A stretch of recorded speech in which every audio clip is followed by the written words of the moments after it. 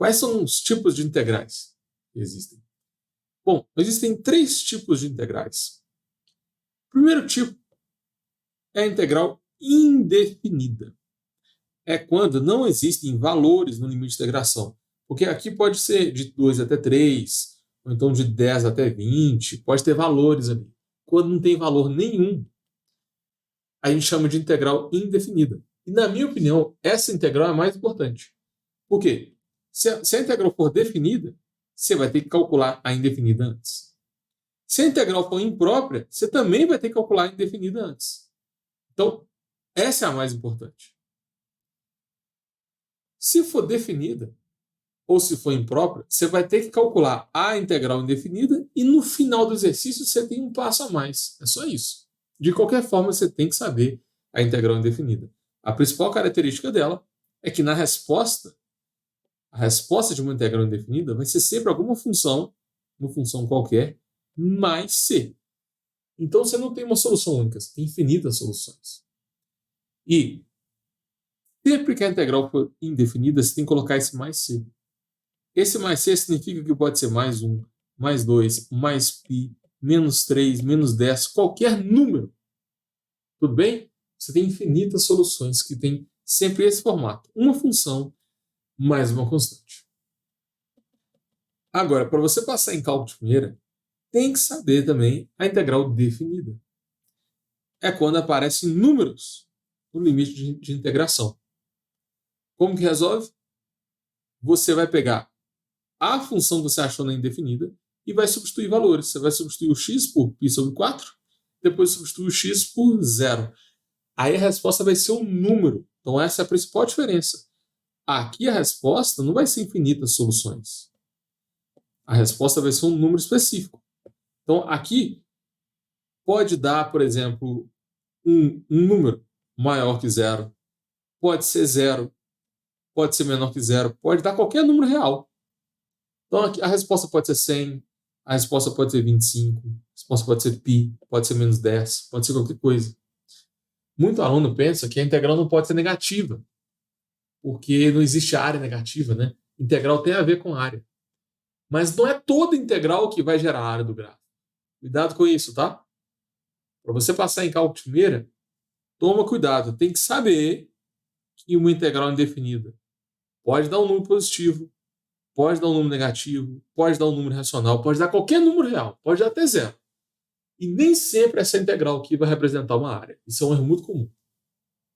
Agora existe um terceiro tipo de integral, que é a integral imprópria. A integral imprópria, ela acontece quando você tem uma descontinuidade no limite de integração. Por exemplo, isso aqui está variando de 0 até π. Mas, se você substituir o cosseno de π sobre 2, dá quanto? Dá 0. Cosseno de π sobre 2 é 0. Se você pode usar a calculadora, você pode conferir. Mas, normalmente, a gente já decora esses valores, né? Isso aqui é um ângulo bem notável. Cosseno de π sobre 2 é 0. Então, pensa comigo. Eu não posso colocar o π sobre 2 nessa integral. Como que a gente vai variar de 0 até π se o π sobre 2 não pode entrar? Então, imagina aqui o eixo x. Você tem o 0 até π. Só que aqui no meio tem um π sobre 2. Você pode fazer tudo que você quiser aqui, de 0 até π sobre 2 e depois o π sobre 2. Mas exatamente no π sobre 2 você tem uma descontinuidade, você tem um problema. Quando isso acontece, você cai numa integral imprópria. Quando existe uma descontinuidade na função. Beleza? Como é que resolve esse tipo de questão? Primeiro que tem vários tipos, né? Tem integral do tipo infinito, do tipo descontinuidade. Mas a lógica é, você vai pegar a função g de x que você encontrou na definida, só que agora você não vai substituir valores, como a gente fez na função definida. Você vai resolver um limite. Então, a integral imprópria ela é mais difícil, né? Ela é mais complicada, porque você tem que revisar matérias de limites. Aqui pode cair em L'Hopital, limite do infinito, limite 0 sobre 0. Então, para você passar em cálculo de primeira, tem que saber que a matéria é acumulativa. A gente está estudando integrais, mas pode aparecer um exercício que envolve derivadas, que envolve limites. Eu acho que esse é um dos maiores obstáculos, né? Se a matéria não fosse acumulativa, o cálculo ia ser bem mais tranquilo. Então, anota aí no seu caderno, existem 3 tipos de integrais. Tem integral indefinida, definida e imprópria. Com certeza, uma dessas 3 vai cair na sua prova de cálculo 1. Um dos maiores obstáculos para você passar em cálculo de primeira é aulas teóricas lá na faculdade com poucos exercícios. Isso já aconteceu com você? Você tem aquele professor que passa muita teoria, a aula dele pode até ser muito boa, mas você sente aquela falta de ter lista de exercícios para treinar. Eu já vi muito aluno com essa dificuldade. Até gosta da aula do professor e tal, mas não sabe como estudar. Para você fixar a matéria, você tem que praticar, você tem que fazer uma lista de exercícios repetitiva, com o mesmo padrão de resolução para você fixar a matéria.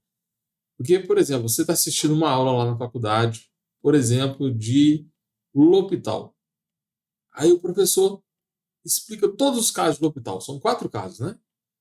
Ele explica todos os casos de L'Hopital. Só que, em vez de passar uma lista de exercícios de cada caso, ou então fazer mais exemplos resolvidos, né? Ele faz, sei lá, uns 2, 3 exemplos de cada e já pula para a próxima matéria. Já vai para, por exemplo, derivação implícita, então derivação logarítmica, ou então já passa para otimização.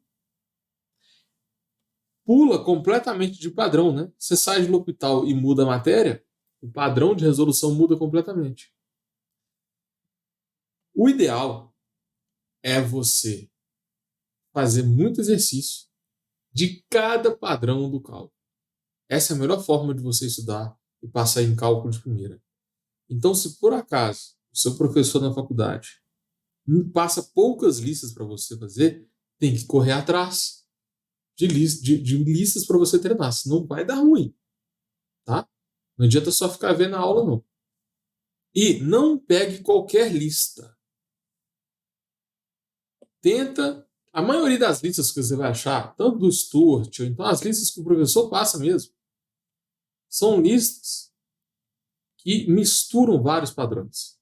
Então, você pega uma lista lá do Stuart, vai ter L'Hopital do tipo 1, 2, 3, 4, 5, tudo misturado. Tem exercício fácil, exercício difícil. A lista do professor também.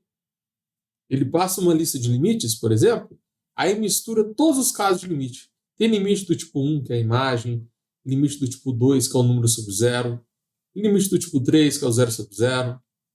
Tem um limite quando você tem a função em partes. Tem um limite quando o x vai para infinito. Tem as aplicações, né, que é a cinta vertical, a cinta horizontal. O ideal é você pegar cada um desses tipos, desses padrões, e fazer de 10 a 15 exercícios para você fixar a matéria. É assim que você passa em cálculo de primeira.